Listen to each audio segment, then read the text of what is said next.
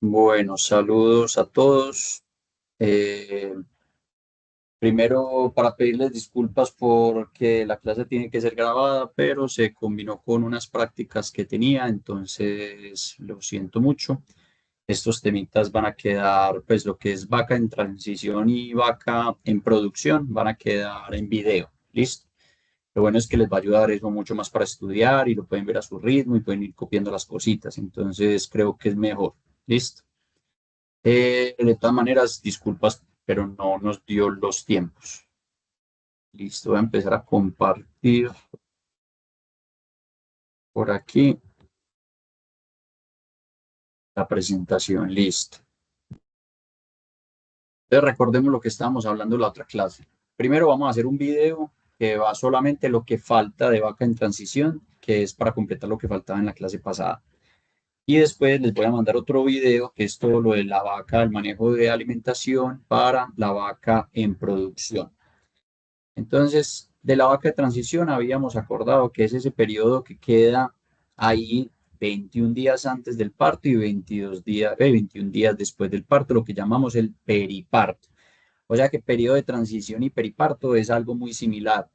Hay gente que dice que el periparto simplemente es 2 días antes y 2 días después del parto. Otras personas dicen que es un poquito más largo, pero eso no importa. Lo importante es saber que más o menos desde 21 días antes a 21 días después del parto van a ocurrir muchas cosas, ¿cierto? Y por eso lo llamamos un periodo de transición, un periodo que es muy delicado y que tenemos que tener en cuenta muchos factores de alimentación para que no irla a embarrar.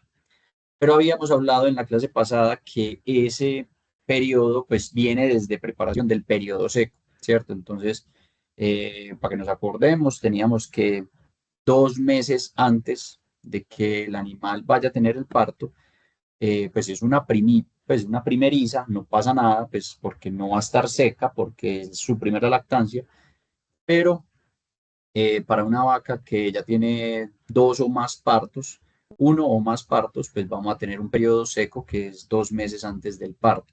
Que vuelvo y le repito, no siempre se cumple. Hay vacas que producen mucha leche todavía y hay gente que empieza a afectar ese periodo seco. Pero recuerde que ese periodo seco de 60 días es un periodo prudente para lograr hacer una involución de toda la glándula mamaria, volverla a llenar y para que ese proceso pues del parto se dé bien. Pero ya hablamos de todo eso. ¿Qué nos faltaba en la clase? Teníamos que hablar de que ese periodo seco y el periodo de transición lo vamos a separar en 3 fases. ¿Listo? Entonces vamos a hablar de una fase uno, ¿cierto? Una fase uno que va a ser el periodo seco. Yo pongo por aquí un lapicerito. Nosotros vamos a tener todo lo que vamos a llamar una fase uno, ¿cierto? Una fase uno. Luego vamos a tener una fase 2 en esos 21 días preparto. Entonces aquí en este lugarcito vamos a poner una fase 2. Y luego vamos a tener una fase 3 por aquí en posparto. Listo. Entonces en esos 3 puntos vamos a hacer unos cambios y vamos a tener algunos factores que tener en cuenta en ese momento. Listo. Entonces ahí vamos en esa clase. Ya sabemos que separamos F1, F2 y F3, tres fases que vamos a tener en cuenta. Listo. Entonces empecemos con la fase 1. Entonces esa fase 1 comprende todo ese periodo seco. Listo. Comprende todo ese periodo seco. En ese periodo seco, nosotros tenemos que evitar que hayan movilizaciones grandes de tejido. Me explico, yo no quiero ni en esos 60 días, yo no quiero que la vaca me gane demasiado peso o me pierda demasiado peso, ¿cierto?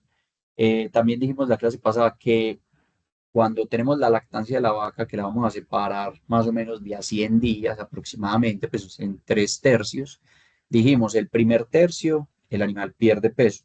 El segundo tercio, el animal se estabiliza en peso o en condición corporal. Y en el tercer tercio corregimos o hay un aumento de peso, ¿cierto? Entonces esos 100 últimos días de lactancia se supone, se acuerde que la vida real es muy difícil, también hay veces, pero se supone que deberíamos de corregir el peso del animal. ¿Listo? para que en el momento del secado, cuando la vaca llega al secado, tengamos una condición corporal adecuada, ¿cierto? Entonces, el periodo de secado no se trata de aumentar o disminuir el peso pues, drásticamente. Queremos es que se mantenga. O sea, que la corrección de esa pérdida de peso durante el primer tercio de lactancia se debería hacer en el último tercio de lactancia. ¿Qué pasa muchas veces? Tenemos vacas de altísima producción o tenemos cambios de clima donde en ese último tercio tenemos una vaca que produce todavía mucha leche, pero que el pasto nos baja de calidad porque hubo un invierno prolongado o un verano prolongado. Y eso muchas veces hace que no logremos tener una vaca con una condición corporal adecuada al momento del secado. ¿Listo? Ahí nos toca jugar un poquito más en ese periodo seco para que el animal gárneo pierda peso. ¿Qué pasa en muchas fincas? En muchas fincas intentan antes corregir todo el peso del animal en el periodo seco. ¿Por qué en el periodo seco? Porque el animal disminuye notoriamente sus requerimientos nutricionales ya que no está produciendo leche, ¿cierto? Y que habíamos hablado, que los mandan para los peores potreros, etcétera. Ahí es muy delicado corregir ese peso porque pueden haber problemas metabólicos. Entonces, uno, en ese momento seco, en esos 60 días, nosotros no queremos cambiar más de 0,5 en la condición corporal. Es decir, si tenemos un animal de 4 en condición corporal, la podemos llevar a 3,5. ¿Cierto? Si tenemos un animal de 3 de condición corporal, lo podemos llevar a 3,5. Pero no queremos un animal de 4,5 de condición corporal reducirlo a 3,5, porque ya ahí hay un punto de condición corporal. Y ese un punto de condición corporal significa que ya movilizamos altas cantidades de grasa, tanto ya sea perdiéndola o ganándola, y eso tiene que pasar por el hígado. Entonces ya estamos predisponiendo a la vaca a una situación de movilización alta de grasa previo al peor momento de todos, que va a ser el parto, donde hormonalmente y por consumo ya saben que esas movilizaciones de grasa son excesivas. Entonces, no podemos, tenemos que tener eso en cuenta. Más o menos deberíamos de mantener el consumo del animal en el periodo seco, en esta fase 1, entre 1,8 y 2,5. Ya en el momento en que entremos a la vaca en producción de leche, se van a dar cuenta que eso puede subir de 3 a 3,2 o incluso a 3,5% de su peso vivo en consumo de materia seca, que eso es demasiado, o sea, son animales de 500 kilos comiéndose el 3,5% de su peso vivo. Eso es un consumo de materia seca demasiado alto, ¿cierto? Que muchas veces incluso no se logra y solamente se logra a partir de concentrados. Entonces, aquí en este periodo seco vamos a mantener de 1,8 a 2,5 de consumo de materia seca con respecto a su peso vivo. Y no queremos modificar la condición corporal en más de 0,5. ¿Listo? Entonces, esa es la primera regla. Luego de aquí hay unos ejemplos, ¿cierto? De los requerimientos que podemos tener en estos periodos. Acuérdense que yo les dije la clase pasada que habían dos tipos de dietas, unas que se llaman far off, o sea, lejos de, y otras que se llaman close up, y close up son cerca de. Entonces, las far off son las que se van a dar en ese periodo seco y las que son close up son las que se van a dar en la fase 2, que es ese 21 días antes del parto. Listo. Y aquí tenemos algunos requerimientos de cómo deberían de ser esos porcentajes de nutrientes. Entonces miren que no hay unos cambios drásticos, pero tenemos, por ejemplo, proteína cruda. Empecemos con energía neta de lactancia. Energía neta de lactancia vamos a aumentar una megacaloría completa. O sea que cerca al parto vamos a aumentar la energía neta de lactancia. Luego la proteína, 13,1, 13,8. Miren que primero no es una proteína supremamente alta, vamos a manejar proteínas mucho más altas en el momento de la lactancia, pero simplemente la vamos a aumentar ligeramente. Esto es proteína metabólica, 762. Esto está malo, esto no es porcentaje, esto está en gramos. Y aquí hay un error en esta tabla porque esto está en porcentaje y todos estos valores están en gramos. Entonces, ojo que esto es un error de la tabla. Tenemos RDP o RUP, que tenemos, la RDP es proteína degradable en rumen y la RUP, proteína no degradable en rumen, ¿cierto? Degradable y undegradable. Entonces, en esa proteína degradable en rumen, miren que tenemos bastante proteína que queremos que el rumen sea el que se la come. Cuando estamos lejos del momento del parto, en las far off. Pero ya cuando estamos muy cerquita, miren que lo que necesitamos aumentar son esas proteínas no degradables en rumen. Acuérdense que la proteína no degradable en rumen tiene como sinónimo proteína sobrepasante o bypass. Y esa proteína sobrepasante lo que va a hacer es nutrir directamente a la vaca, ¿cierto? O sea, no le pasa nada en el rumen, no se modifica por los microorganismos, pasa a tracto posterior y es absorbida en intestino delgado, o sea, que entra directamente. Esa proteína no degradable en rumen, eso todo lo vimos ya en Nutri2, esa proteína no degradable en rumen debe ser de buena calidad. Entonces ahí manejamos tortas de soya, ahí manejamos harina de pescado, ahí manejamos torta de palmiste que no es de muy buena calidad, pero se utiliza. Ahí utilizamos, por ejemplo, hay gente que utiliza harinas de pluma, que miren que todas las materias primas que dije, la mayoría son de origen animal, porque recuerden que la proteína no degradable en rumen, si yo le doy una fuente de origen animal a las vacas, los microorganismos que llevan millones de años trabajando con las vacas siempre han estado acostumbrados y tienen un paquete enzimático para los vegetales, ¿cierto? Si yo le doy una fuente de origen animal, pues el tipo de enlaces y el tipo de proteínas y la solubilidad de estas proteínas es muy diferente a lo que está acostumbrado el rumen. Y eso tiene una ventaja. Pues desventaja es que los microorganismos no lo comen, pero ventaja es que pasa a tracto posterior y es absorbido por el intestino. ¿Listo? Miremos un poquito el calcio. Miren, esto es súper importante y ya lo vamos a ver. Veníamos trabajando en unas dietas lejos del parto, o sea, las far off. Veníamos trabajando con 48 gramos por día de calcio. ¿Listo? Pero miren, súper importante, la cantidad de calcio que se le suministra cerca del parto. Entonces, habíamos mencionado ligeramente en la clase pasada que el calcio, una de las principales enfermedades metabólicas que se generan en el momento del parto, se llama hipocalcemia, que también se denomina fiebre de leche, y es que, o vaca caída. Entonces encontramos que en el momento del parto, más o menos a las 5, 6, 8 o al día, tenemos una vaca postrada donde no se levanta. ¿Listo? Entonces, mucha gente piensa que para solucionar el problema de la hipocalcemia es darle calcio, ¿cierto? Y es completamente diferente. Entonces, sí hay una disminución radical del calcio, pero ya se los voy a explicar más adelantico qué es lo que pasa ahí. En esta tabla miren que no hay suministro de calcio antes del parto. Listo, ténganlo por ahí en la mente. Aumenta el fósforo y aumenta el magnesio. Listo, fósforo y magnesio. También se da mucho hipomagnesemia postparto. Listo. Bueno, estos son algunas dietas que se utilizan, pero ya usted le dan una miradita también para dietas que son del secado y dietas en esa fase 2 o close up. Close up es fase 2, ¿cierto? Que es 21 días antes del parto.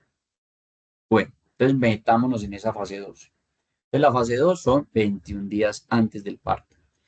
O los vamos a llamar también close up. ¿Listo? Para que la tengan, porque así están en todas las tablas, entonces para que no se pierdan con eso.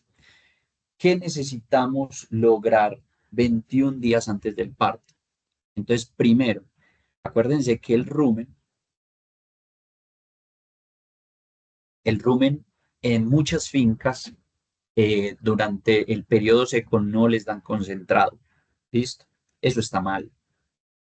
Acuérdense que a pesar de que los requerimientos nutricionales son bajos y que muchas veces el pasto logra cubrir cierta parte, pues nosotros tenemos que empezar a adecuar el rumen a niveles altos de concentrado.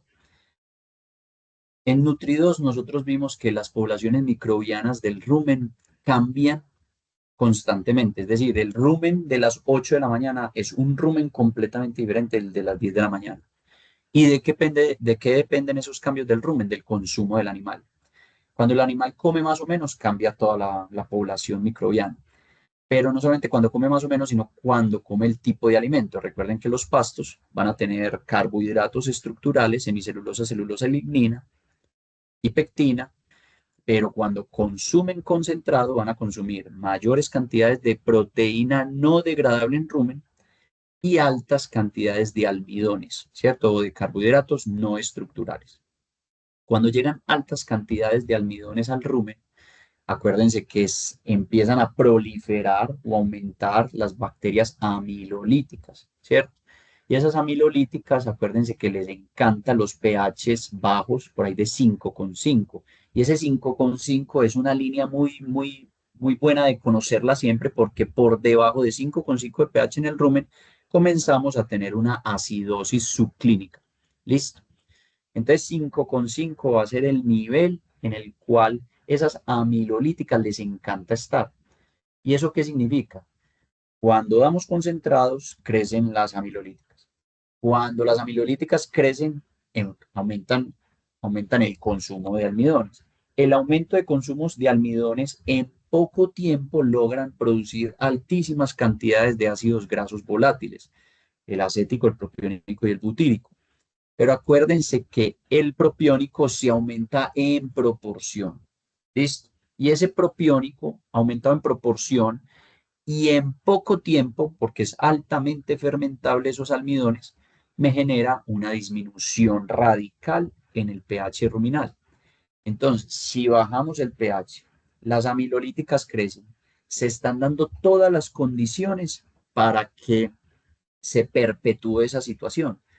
Entonces, baja el pH, aumentan las amilolíticas y las amilolíticas a bajos pH aumentan su capacidad catalítica, es decir, su capacidad de fermentar dentro del rumen. Entonces, todo eso no puede ocurrir de la noche a la mañana. Y digo muchas fincas lecheras tienen un vicio que es no dar concentrado en el periodo seco para ahorrarse plata, porque es que el concentrado es muy caro y le empiezan a dar concentrado al animal el día del parto, ¿cierto? Y ya vamos a ver que eso tiene muchas cosas graves. El animal no está comiendo pasto, entonces nos daña la relación pasto concentrado, que acuérdense que puede llegar a unos procesos de acidosis muy altos. Segundo, si eso es de la noche a la mañana, tiene que haber una adaptación. En la clase pasada dijimos, más o menos se demora entre 15 y 21 días los órganos en adaptarse a una nueva dieta. Entonces, el tamaño del hígado, el páncreas, etc. Segundo, las papilas ruminales están en este momento absorbiendo a una tasa muy diferente a la que van a absorber cuando hay concentrado. Entonces, hay que adaptarlas a ellas. Hay que adaptar el hígado para que esté produciendo la cantidad de enzimas para metabolizar todo esto que viene en cortos periodos de tiempo, porque estas fermentaciones altísimas de concentrados, pues va a aumentar excesivamente la demanda de enzimas hepáticas. Entonces, además va a aumentar la glucosa en sangre por gluconeogénesis, principalmente a partir del propionato. Además, necesitamos el tamaño de las papilas. Entonces, miren que todo esto, eso no puede ser de la noche a la mañana. Listo. Entonces, en la fase 2 de la vaca, tenemos que garantizar siempre un consumo de concentrado. Preferiblemente en fase 1 o en vaca seca, lograr consumos de concentrado por ahí de 400 a 700 gramos animal día. ¿Listo? Obviamente eso es relativo al concentrado, al pasto, al sistema, etcétera, pero es más o menos un rango que ahí no estamos proporcionando todas estas características, pero a su vez no es tan costoso. ¿Listo? Entonces no nos estamos castigando en rentabilidad. Luego, cuando llegamos a fase 2 en este 21 días antes del parto, vamos a aumentar el concentrado y nos podemos aumentar desde 1, 1,5 o 2 kilogramos al día de concentrado. ¿De qué depende esa cantidad? Del tamaño de la vaca, de cómo esté de condición corporal, de cuántos problemas ha tenido la vaca. Entonces, pero más o menos nos vamos a manejar en esta fase 2 de 1 a 2 kilogramos de alimento al día, ¿cierto? De concentrado, perdón. Y aquí viene ya ustedes leen esto, les voy a mostrar mejor con esta gráfica.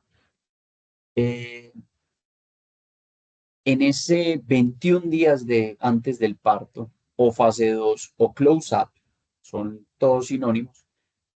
Vimos en la dieta, por ejemplo, en esa tabla, que no se proporciona calcio. ¿Listo? Entonces, ¿en qué va todo eso? Ustedes saben que existe la paratormona, ¿cierto? Y para la paratormona es la encargada de mover o movilizar o controlar los niveles de calcio que usualmente se están siendo monitoreados en sangre. ¿Listo? Entonces la paratormona aparece siempre que hay bajos niveles de calcio en sangre, ¿cierto? Eh, la vaca está en diferentes momentos antes de la lactancia, en el periodo seco, ella va a estar regenerando principalmente sistema óseo. Entonces ahí echa mano de los osteoblastos, ¿cierto? Ya ustedes vieron eso en fisiología.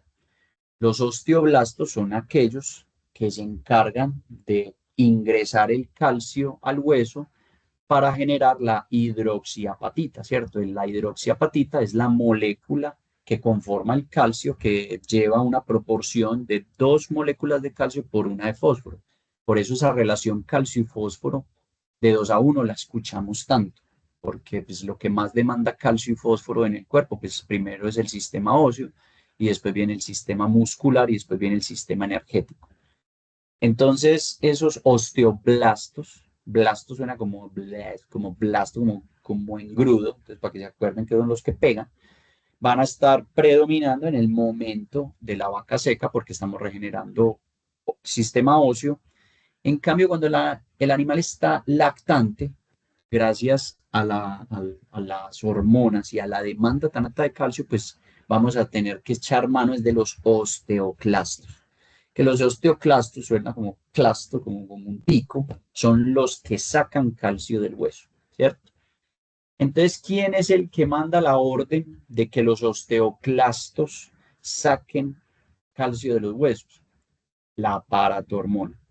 Sin embargo, la paratormona no siempre está activada, ¿cierto? La paratormona, ya dijimos, solamente se va a producir cuando hay niveles bajos de calcio en sangre. Entonces, retomemos. La vaca en el periodo seco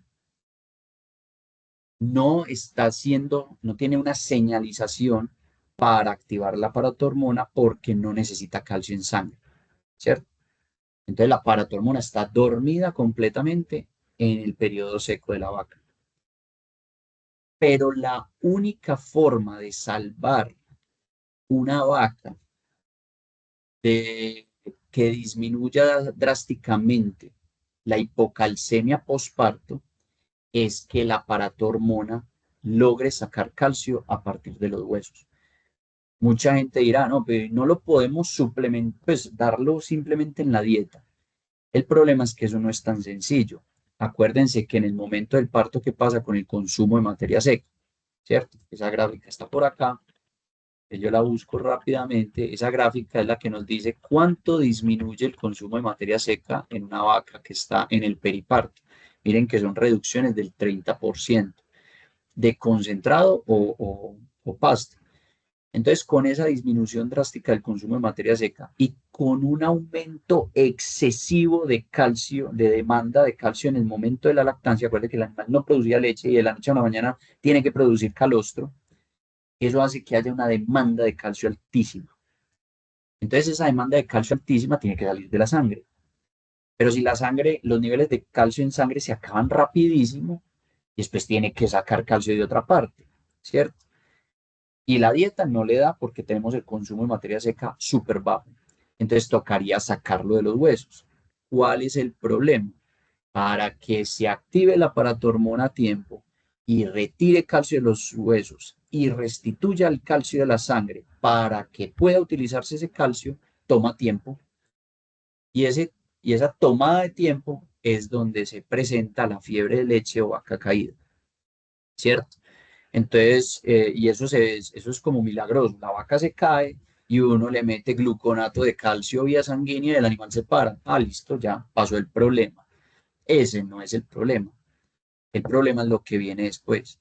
Siempre que hubo fiebre de leche, siempre va a haber, a pesar de que el animal vuelve y se pare con gluconato de calcio, ya tuvimos un montón de problemas en la contracción muscular, ¿cierto? Por eso la vaca se cae, porque literal no hay calcio para que coger esas fibras de actina y miocina y se contraigan y haya contracción muscular. Y lo de menos es que se quede postrada, eso es lo de menos. El problema es que estamos en qué proceso. Estamos en un proceso de parto, ¿cierto? Acuerden que las contracciones uterinas dependen del calcio, ¿cierto? La oxitocina, que es la que se libera en grandes cantidades para la contracción muscular, músculo liso de todo el sistema reproductor, pues eso demanda demasiado calcio. Entonces, digamos que el animal parió, ¿cierto? Que es lo más normal, es lo que pasa. Y el animal despuesito es que se cae. Entonces, bueno, pero ya el animal salió, no hay problema. Pero ¿qué viene durante las siguientes 48 horas? Empieza a haber, o sea, lo que ocurre es retención de placenta. Entonces, mire que la placenta tiene que salirse de esos cotiledones, estas carúnculas y cotiledones en el placentoma, tienen que liberarse para que la placenta pueda caer. Si no se libera la placenta, porque hay falta de calcio, porque no hay contracción, pues vamos a tener retención de placenta. Y esa retención de placenta, ya ustedes como médicos veterinarios sabrán, ¿cierto? Pero ya saben el problema que tiene eso. Y eso es un animal que se me dificulta volverlo a preñar bastante. Listo. Entonces miren todo lo que se va complicando ahí. Vamos a sacar un resumen rápido. Entonces, primero, en ese momento estamos en fase 2, ¿cierto? 21 días antes del parto. En ese 21 días antes del parto, tenemos un animal que no necesita grandes cantidades de calcio, ¿cierto? Pero no podemos darle calcio porque lo que vamos a intentar es activar la paratormona antes del parto. Eso suena muy fácil aquí, pero en la vida real es difícil. Porque para que la paratormona se active, yo tengo que restringir el calcio al máximo, ¿cierto? Para que los niveles de calcio en sangre disminuyan, se active la paratormona y en el momento del parto ya esté la paratormona actuando, sacando, gracias a los osteoclastos, calcio de los huesos. Nutricionalmente hay una, una estrategia, hay veces funciona, hay veces no, y se llama el balance catiónico-aniónico, ¿cierto? Nosotros, todos los animales, tenemos un balance de minerales. Hay unos que son cationes positivos, hay unos que son aniones negativos. La verdad es que los aniones son muy poquitos, ¿cierto? Nuestros aniones que podemos utilizar, pues que quedan una carga negativa, son el cloro y el azufre. En cambio, los cationes son muchos. Y lo peor, no son muchos solamente, sino que son excesivos. Entonces ahí tenemos el calcio, el potasio, el sodio, el magnesio, que son minerales que son macrominerales, es decir, están en grandes cantidades en el cuerpo. El cloro es un anión que está en grandes cantidades, pero el azufre no es un mineral que esté disponible en grandes cantidades. Entonces pónganme mucha atención. Nosotros, si logramos que el balance catiónico-aniónico, miren ahí la ecuación, simplemente es mirar, pues, hacer una balanza, cuántos cationes hay y cuántos aniones hay. Y lo que vamos a intentar hacer es dar sales o dar suplementación muy rica en cloro y sodio, perdón, cloro y azufre. Si nosotros logramos que el balance catiónico-aniónico del animal a nivel sanguíneo, estamos hablando a nivel sistémico, aumenta notoriamente los aniones, hay un desbalance, ¿cierto? A nivel sanguíneo. Cuando hay un desbalance hacia aniónicos, o sea, negativos a nivel sistémico, inmediatamente se activan rutas para contrarrestar estas cargas negativas. Y la forma de contrarrestar estas cargas negativas es produciendo hidrogeniones, H más. ¿Listo? Entonces, estos H más de dónde aparecen. O sea, si se acuerdan la producción del ácido clorhídrico, pues les voy a decir ahí rapidito, pero ustedes ya van y chismosean lo del semestre pasado. Acuérdense que nosotros en toda parte del sistema y los animales tenemos CO2 y agua. Si el CO2 y el agua se juntan, me forma ácido carbónico, ¿cierto? Y ese ácido carbónico puede ser intervenido por una enzima que se llama anidrasa carbónica y la anidrasa carbónica parte ese ácido carbónico en hidrogeniones y bicarbonato, o sea, en H más y HCO3 menos. ¿Listo? Que les expliqué de la marea alcalina, etcétera. Pero todos esos hidrogeniones, cuando tenemos un balance aniónico muy alto, o sea, que hay muchas cargas negativas, el metabolismo empieza inmediatamente a producir hidrogeniones. Y esos hidrogeniones para contrarrestar esas cargas negativas. Pero recuerden que qué significa hidrogenión o qué significa pH, potencial de hidrogeniones. Entonces, a mayor cantidad de H más de esos hidrogeniones, menor es el pH. Entonces, esas sales aniónicas van a hacer que se acidifique ligeramente la sangre. Listo. Yo no sé si a ustedes les tocó en el colegio que algunos lo ponían a uno a meter un huevo como en vinagre y uno dejaba eso ahí como una semana y después sacaba un huevo como transparente y es decir, toda la cáscara se desaparecía. Eso es porque el calcio es soluble a pHs ácidos, es decir, se vuelve muy, muy soluble. Entonces, al volverse tan soluble, eh, cuando acidificamos la sangre ligeramente, gracias a estas sales aniónicas y a los hidrogeniones que se produjeron para contrarrestar esto, hace que el calcio que hay en sangre, acuerde que estamos antes del parto en este momento, hace que el calcio que hay en sangre se solubilice notoriamente y sea excretado por el riñón. Es decir, va a orinar el animal mucho calcio. Al orinar este calcio, como el animal está perdiendo calcio, los niveles de calcio sanguíneos van a disminuir.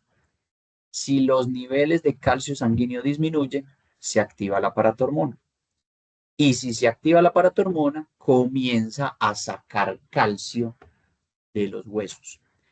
Todo esto es lo que la teoría muy bonita dice para utilizar de sales aniónicas en preparto.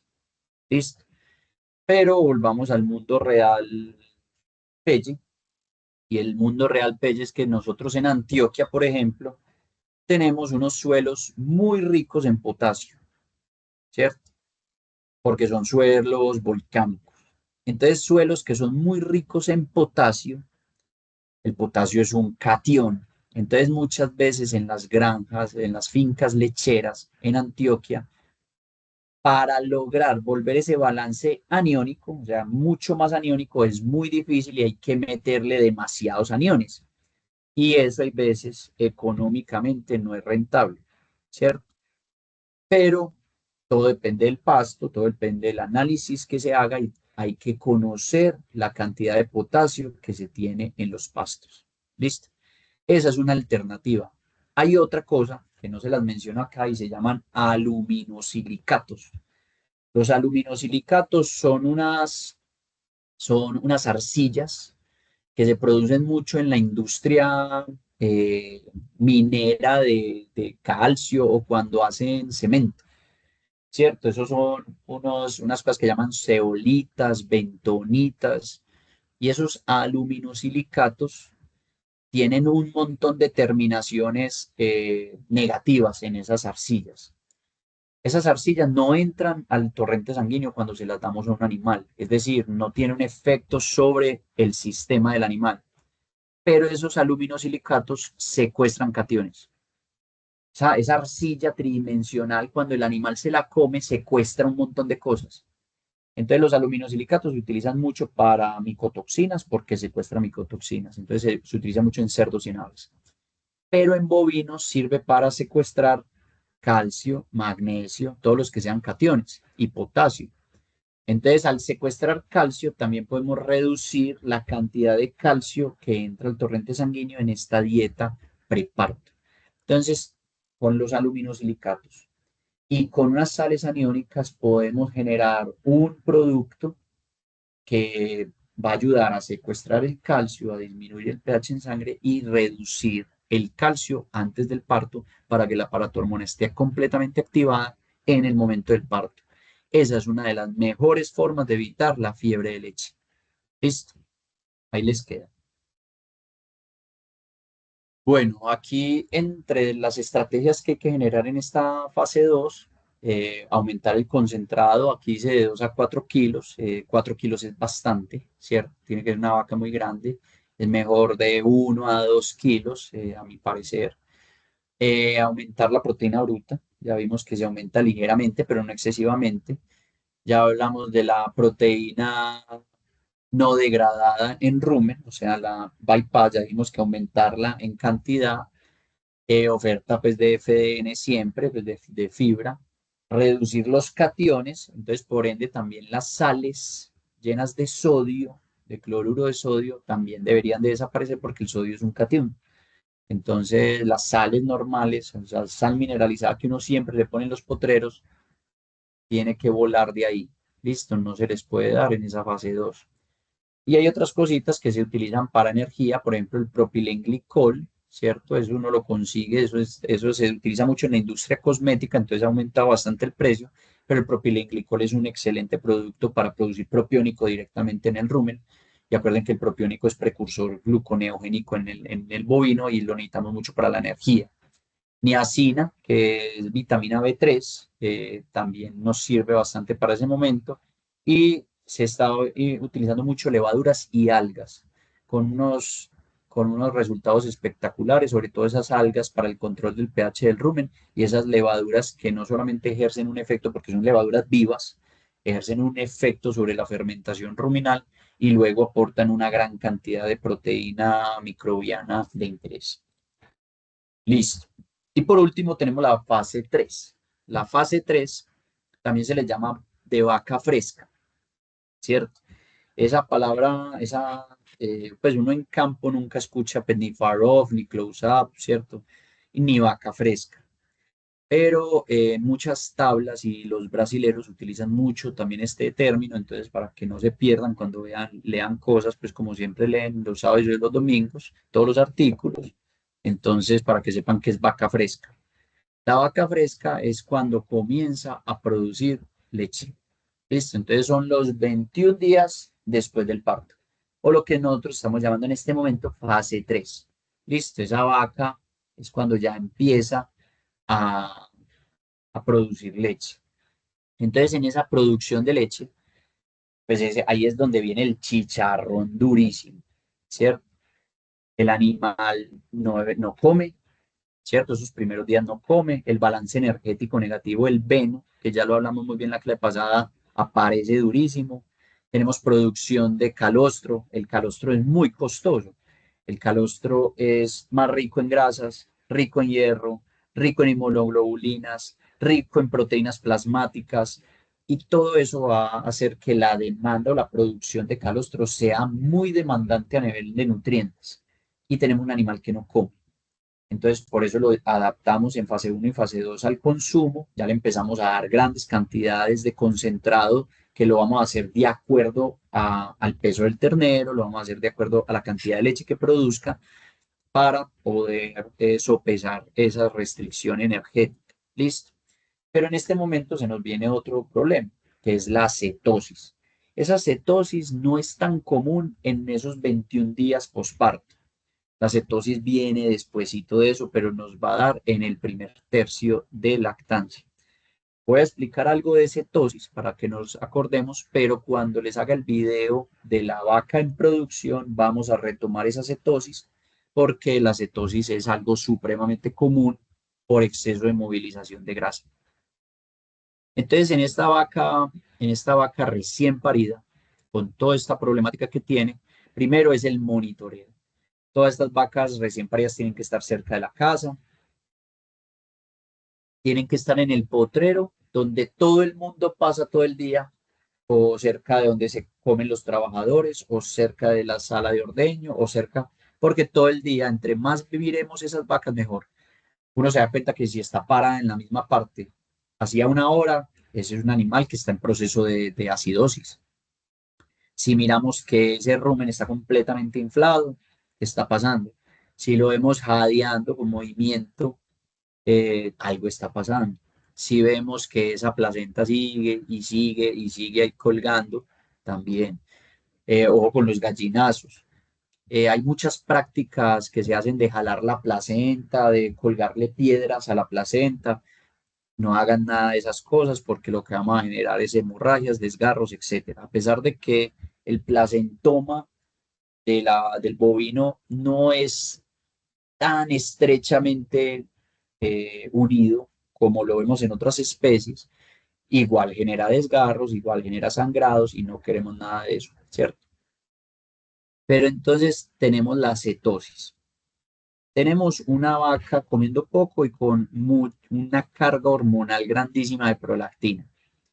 Esa prolactina demanda movilización de grasa, que es lo que llamamos lipólisis. Entonces, para que se acuerden, estamos agarrando triglicéridos del tejido adiposo, ¿cierto? Porque el tejido adiposo, en el adipocito, se almacena a partir de triglicéridos. ¿Qué es un triglicérido? Acuérdense, un glicerol con tres ácidos grasos. Esos triglicéridos viajan hacia el hígado. Acuérdense que ellos no viajan por torrentes sanguíneos solitos, porque como son lípidos y grasas, no se juntan con el agua. Entonces los tiene que transportar una cosa que se llaman las lipoproteínas de transporte, que también las hemos visto. HDL, VLDL, LDL, etc. Entonces esas lipoproteínas, que ojalá estén producidas en las cantidades adecuadas, se empiezan a movilizar desde el tejido adiposo hasta el hígado. En el hígado vamos a separar, el hígado separa los triglicéridos en un glicerol que queda solito y tres ácidos grasos libres. Los ácidos grasos libres se llaman nefas, es decir, ácidos grasos no esterificados. Eso que dice esterificado simplemente que están pegados a un glicerol. Entonces, cuando ustedes escuchen nefas, que eso es non-esterified fatty acids, esos nefas simplemente son ácidos grasos libres. ¿Listo? Entonces el hígado agarra todos esos ácidos grasos y empieza a sacar energía de ellos. Recuerden que el proceso por el cual se saca energía de los ácidos grasos se llama beta oxidación.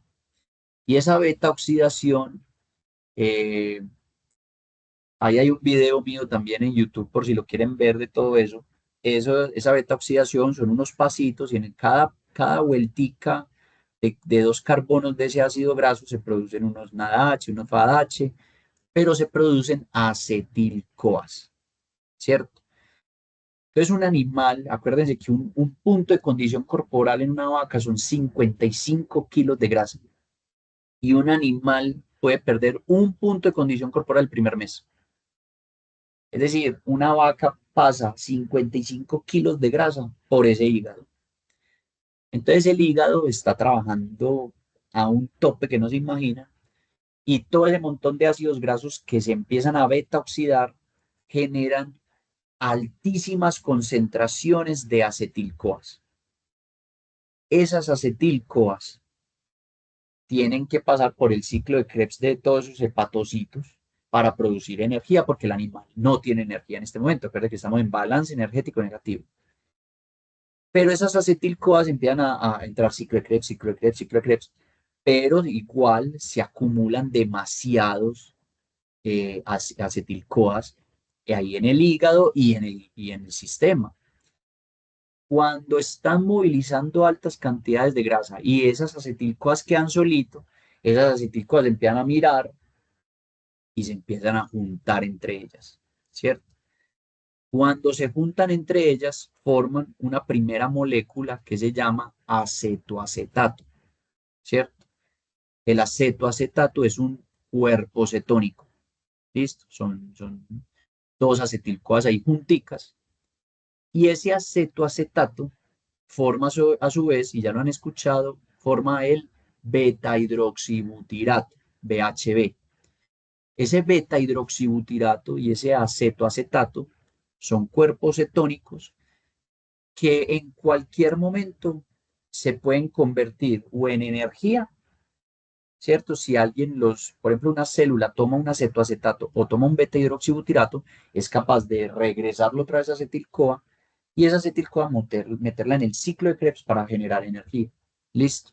O sea que los niveles normales basales de acetoacetato y beta-hidroxibutirato son benéficos porque proporcionan energía a muchas células, incluso a las células cerebrales y al sistema nervioso. Entonces son muy, muy útiles. ¿Cuál es el problema? Cuando hay un exceso de ellos, ¿cierto? Ya el animal tiene tantos acetil-CoAs ahí esperando a formar energía que se forman excesivas cantidades de acetoacetato y beta-hidroxibutirato. Ya dijimos que esos dos se pueden volver otra vez acetil-CoA, pero hay uno que es muy peligroso. Y es que cuando ya lleva mucho tiempo pues de muchos cuerpos cetónicos circulando, también ese acetoacetato es capaz de convertirse en acetona. ¿Cuál es el problema de la acetona? La acetona, que es el tercer cuerpo cetónico, ¿cierto? Son tres.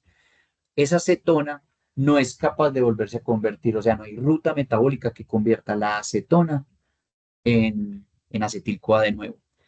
Y eso genera un problema, que la acetona se empieza, pues ya no forma energía, es un cuerpo cetónico que simplemente permanece y la única forma de excreción de la acetona es a través de la respiración. Entonces la acetona se convierte en un cuerpo cetónico peligroso y tóxico, porque las células no son capaces de utilizarlo como fuente de energía. Entonces queda ahí recirculando en el torrente sanguíneo y eso son moléculas súper chiquitas que permean a todo lado. Entonces hace que esa acetona sea muy peligrosa.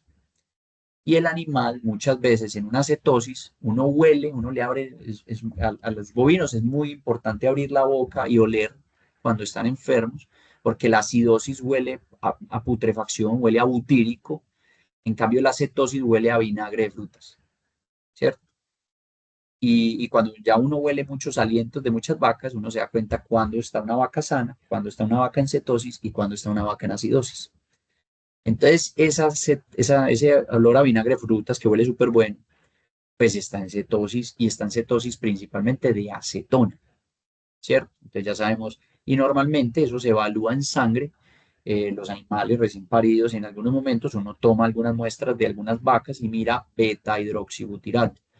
Y hay niveles basales de beta-hidroxibutirato y hay niveles muy superiores. Cuando hay niveles muy superiores es un animal en cetosis y en cetosis subclínica o clínica. ¿Listo? ¿Qué me van a generar esos cuerpos cetónicos? Pues van a generar intoxicación, ¿cierto? Usualmente atacan sistema nervioso central, entonces encontramos paros respiratorios, jadeos, incoordinación, encontramos tetanias, encontramos tremor muscular, entonces eso es grave. Mire que todo esto está pasando recién parida la vaca. Entonces ya vimos todo ese problema. ¿Cómo hacemos para evitar una cetosis? Esa es la pregunta del signo. La cetosis siempre va a aparecer, lo que no queremos es que tenga unos efectos grandes porque ahí siempre, siempre, siempre va a haber movilización excesiva de grasa, porque la prolactina obliga a la vaca a eso y la producción de leche que tiene es tan excesiva que obliga más a pasar eso. Pero lo que necesitamos es que la movilización de grasa sea lo menor posible. ¿Cómo logramos eso? Ya lo habíamos mencionado. Uno, que el animal no llegue obeso al parto. Cuando llegan obesos al parto, mueve demasiada grasa. Segundo, que el balance energético negativo que siempre va a existir no sea prolongado. Entonces, estimular el consumo de materia seca lo más pronto posible. ¿Y cómo es una de las formas? Con un animal sano. Si en el momento del parto tenemos una hipocalcemia, ese animal no va a comer. Si ese animal tiene un problema, una distosia de parto, ese animal va a ser un animal problema. Entonces, consumo de materia seca lo más rápido posible, concentrados con altas densidades de nutrientes para que el animal coma poco, pero el ingreso de nutrientes sea grandísimo, ¿cierto? Y hay una cuarta que es costosita, pero se llaman grasas sobrepasantes. Entonces, la grasa sobrepasante es eso se hace a partir de cualquier grasa, es un proceso de saponificación. Saponificación es como hacen los jabones. Entonces nosotros tenemos, por ejemplo, aceite de palma, aceite de soya, cualquier aceite, usualmente se hace con aceite de palma que es más barato, y ese aceite de palma se calienta. Cuando se calienta uno utiliza hidróxido de sodio, que es, estoy seguro que aquí les ha tocado a ustedes destaquear baños con diablo rojo, una cosa que uno echa con agua caliente y eso ayuda a destaquear, pues eso es hidróxido de sodio. Y ese hidróxido de sodio, cuando tenemos el aceite caliente, agarramos hidróxido de sodio y lo combinamos con carbonato de calcio y hace una reacción. También las grasas sobrepasantes también se llaman jabones cálcicos. Entonces eso genera una reacción exotérmica violenta. Eso hay que hacerlo con cuidado. Pero lo que está haciendo ahí es que los triglicéridos presentes en el aceite de palma, el glicerol y esos ácidos grasos, el glicerol se separa y queda una molécula de calcio con un ácido graso, ¿cierto? Así se hacen los jabones en la vida real, o sea, los jabones para uno bañarse. Ese glicerol se separa, incluso cuando uno hace muchas cantidades de esas grasas olorosantes, queda en la parte de arriba una capa de una cosa líquida, transparentosa, todo eso es glicerol, que eso se utiliza para la industria cosmética mucho y también lo utilizamos para las vacas, que se llama glicerina, ¿cierto? Y toda esa glicerina, no sé si han visto esas que agua micelar y todas esas cosas que ustedes echan para espintarse y eso, todo eso está hecho de glicerina. Y esa glicerina es un excelente precursor de propiónico en el rumen, pero esa glicerina se separa y queda uno con un jabón así completamente sólido, uno lo deja, pues uno lo exprime, lo deja secar y queda una cosa sólida, uno la raya o la muele y me queda un polvo que está hecho de ácidos grasos con calcio. Ese proceso de saponificación me genera una protección, o sea, eso se disocia. Para los que les interese eso, busquen una cosa que se llama el pKa, ¿cierto? Que es el potencial de disociación de las moléculas a nivel químico, y ese pKa depende de pH. Entonces, a algunos pHs las moléculas se disocian, a unos pHs las moléculas quedan estables. Ese calcio con ese ácido graso, cuando yo lo meto al rumen, que tenemos un pH por encima de 5 o de 5,5, la disociación o la tasa de disociación de ese ácido graso con el calcio es muy baja. ¿Listo? Entonces, en el rumen va a permanecer ese calcio y ese ácido graso ahí pegados y las bacterias no son capaces de comérselo, ¿cierto? Entonces, pero cuando esa grasa sobrepasante, ese ácido graso y ese calcio sobrepasan el rumen, salen por el retículo omaso y abomaso. En el abomaso, recuerde que es el estómago verdadero glandular, y ahí que hay ácido clorhídrico. El pH de un estómago de un bovino, de un estómago glandular, o sea, del abomaso, va a ser más o menos 3,5 a 4,5. A ese pH se disocia, se rompe el calcio y el ácido graso. Como esto solamente se da posparto en esta fase 3 o en esa vaca fresca, que también es el otro nombre, uno, el calcio que se suelta sirve para aportar calcio en esa vaca. Y el ácido graso llega al intestino delgado, se emulsiona, todo lo que ya vimos en Nutri 1, Nutri 2, se emulsiona y entra al torrente sanguíneo como fuente de grasa. Entonces, si el animal está recién parido, la prolactina le dice que movilice grandes cantidades de grasa, pero yo a través de las grasas sobrepasantes le doy ingreso de ácidos grasos al torrente sanguíneo, disminuyo la tasa de movilización y evito en cierto grado la cetosis. Listo. Entonces también está esa estrategia. ¿Cuál es el problema? Es caro, ¿cierto? La venta de eso es carita se utiliza mucho para vacas o de altísima producción o que llegaron al parto súper flacas. Porque si un animal me llegó en 2,5 al parto, pues yo me va a quedar una vaca de 1,5 de condición corporal y yo no quiero eso. Entonces, porque esa de 1,5 no la vuelve a preñar nadie. Pues me toca volverla y va a producir menos leche, etcétera. Entonces, a mí, en esas vacas problema, siempre tengo ahí a la mano grasa sobrepasante para evitar ese problema drástico. ¿Listo? Entonces, o ustedes buscan literatura y pueden hacer eso en la finca, ¿cierto? Pueden hacer cantidades grandes de grasa sobrepasante, no es tan barata, pero sirve. ¿Listo? Bueno, este ya es un ejemplo de hipocalcemia, todo lo que sucede ahí. Entonces, en una hipocalcemia tenemos una disminución de consumo porque el animal está caído, él no se puede parar a comer.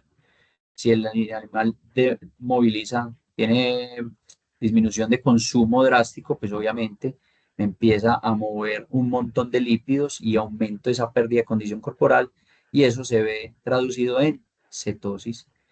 La cetosis, esos cuerpos cetónicos, se me había olvidado nada más y nada menos, que como son permeables y son chiquitos y pueden permear a todo lado, penetran útero, penetran ovario, me cambian las condiciones uterinas, por ende pasa mucho en vacas con alta movilización de grasa, me cambia el pH y no se da la implantación embrionaria. Entonces la cetosis va en contra completamente de la fertilización, pues de la fertilidad. Y eso, entonces cuando los animales están movilizando altas cantidades de grasa, es muy difícil preñarlos, ¿cierto? Y uno intenta, entonces, por ejemplo, no es que entró en anestro posparto, ¿cierto? El anestro posparto que es natural, gracias a esa prolactina, y ese anestro posparto uno muchas veces utiliza biotecnología, utiliza implantes de progesterona, hace implantes de GnRH, prostaglandina F2 alfa se utiliza mucho para intentar romper ese cuerpo lúteo o ese quiste que se tiene en el lúteo para que vuelva y regenere el ciclo estral. Sin embargo, de nada sirve tener una vaca ciclando, produciendo ovocitos de manera tranquila cada 21 días, pero cuando llega el espermatozoide, llega el ovocito y se encuentran por allá en el istmo, allá en el oviducto, ya el pH desde ahí empieza a cambiar y no es el adecuado, entonces la mortalidad embrionaria es alta. Entonces, mucho con la cetosis para eso. Sigamos, como tenemos un animal con bajo consumo, pues la insulina se va hacia abajo. Si la insulina se va hacia abajo, se disminuye la glucosa intracelular, por ende, aumentamos otra vez la movilización de grasa. Y acuérdense que ya les dije la clase pasada, importantísimo trabajar con la insulina y empezar a activar la insulina desde antes del parto, porque acuerden que los bovinos son gluconeogénicos y los niveles insulínicos del animal son muy bajos. ¿Listo? Esa hipocalcemia, acuérdense que el animal pierde toda la capacidad de contracción muscular y eso me ayuda, eso me va a generar retenciones de placenta y prolapsos uterinos. ¿Listo? Y sigamos, ya todos saben que en el momento del parto, por tema principalmente de cortisol, por estrés, por momento, por eso es mucho más prioritario en una vaca de primer parto. El primer parto es mucho más estresante que el segundo, que el tercero. Acuerden que las vacas de 5 o 6 partos ni cuenta se dan cuando paren. En esa no hay tantos problemas, pero esa primeriza es clave. Entonces esos niveles de cortisol se me disparan y siempre va a tener una inmunosupresión postparto. Esa inmunosupresión postparto ligada a esta hipocalcemia, pues imagínense, vamos a tener mastitis, vamos a tener eh, edemas, vamos a tener de todo. Bueno, otra cosita que me faltaba del sodio. Antes del parto, en esa fase 2, qué pena que me salte otra vez allá, se me olvidó comentarles que el sodio, además de que es un catión y que no lo queremos ahí, porque queremos es que sea aniónico todo el metabolismo, el sodio tiene un problema y es la retención de agua. Entonces, vamos a tener un animal que va a tener un parto. Entonces, no queremos que haya alta retención de líquidos porque me generan edemas y sangrados mayores en el momento del parto. Entonces esa parte de sodio también la restringimos antes de ese momento del parto. ¿Listo? ¿Qué vamos a tener en cuenta ahí? Monitoreo del consumo de alimento. Súper importante. Y ahí me detengo otro poquito. Si nosotros tenemos una vaca que no está consumiendo pasto y acaba de parir y empezó a producir leche, lo primero que vamos a hacer es darle concentrado. El problema es que si no estamos monitoreando el consumo de pasto, vamos a empezar a dar más concentrado que pasto. Y ya a ustedes les he hablado de esas consecuencias. Si yo tengo una relación pasto concentrado, donde el pasto es el 70 o el 60% y el concentrado es entre el 30 y el 40%, digamos que no incurro en un riesgo grande de acidosis ruminal, ¿cierto? Esos son niveles normales y son niveles que la fermentación ruminal, con todos sus ácidos grasos volátiles, son tolerables para no bajar el pH mucho. Pero como no estoy monitoreando a la vaca en el consumo de forraje, muchas veces empiezo a llegar a relaciones 50-50 o inversas. Es decir, 60 de concentrado, 40 de pasto, porque no sé cuánto pasto está comiendo porque ya está en un potrero. Cuando ya empiezo a cambiar esas proporciones, voy a empeorar toda la situación. Tengo una gran ingesta de carbohidratos no estructurales, o sea, almidones, y hay una altísima fermentación y voy a caer en esos pHs por debajo de 5,5 y voy a tener acidosis subclínicas y clínicas. ¿Listo? Y cada que hay una acidosis subclínica o clínica, ese ácido me va a defaunar el rumen, es decir, va a matar múltiples tipos de bacterias que no toleran esos niveles de pH. Entonces, por ende, va a disminuir la fermentación ruminal. Si disminuye, y principalmente la del pasto, si disminuye la fermentación de pasto ruminal, el animal come menos. Pues ya se los he explicado. A mayor fermentación, mayor degradación del pasto. A mayor degradación del pasto, menor volumen ruminal. Menor volumen ruminal, ingesta mayor porque estimula el centro de la saciedad y el animal tiende a comer más. ¿Listo? Entonces miren que todo eso se puede desencadenar en múltiples problemas sistémicos. Bueno, en ese pasto también hay que tener en cuenta la fibra efectiva. Acuérdense que está el FDN, pero hay un término que se llama fibra efectiva, que su definición es muy simple. Es la fibra que me genera salivación, ¿cierto? Entonces, cuando el pasto genera buena cantidad de salivación, pues recuerden que la saliva del rumiante tiene un montón de fosfatos, tiene bicarbonato y me funciona como solución tampón o buffer dentro de ese rumen para evitar esa acidosis ruminal. Entonces, cuando se me cambia la proporción y bajo mucho la fibra del pasto y aumento mucho el concentrado, voy a violar una regla que yo siempre les digo. El rumen nunca puede tener menos de 35% de fibra. Si el rumen tiene menos de 35% de fibra, significa que es un rumen con muy baja fibra efectiva, muy poca rumia, muy poca remasticación, muy baja producción de saliva. Entonces estoy en riesgo de acidosis alta. Pero eh, hay otro problemita grande, que ese es otro de los problemas. Si yo tengo poca fibra y empiezo a disminuir del 35%, el rumen se desinfla, ¿cierto? El rumen está inflado porque tiene alimento, porque tiene líquido y porque tiene gases. Pero si yo disminuyo eso, el rumen, acuérdese que el rumen tiene pegado a un lado, o sea, el rumen empuja el abomaso, ¿cierto? El abomaso está pegado entre la pared del animal y el rumen. Entonces, si el rumen se empieza a desinflar, hay una cosa que debe doler impresionante, que se llama desplazamiento de abomaso. El abomaso pierde su posición porque se desinfló el rumen y pierde y empieza a caer por gravedad.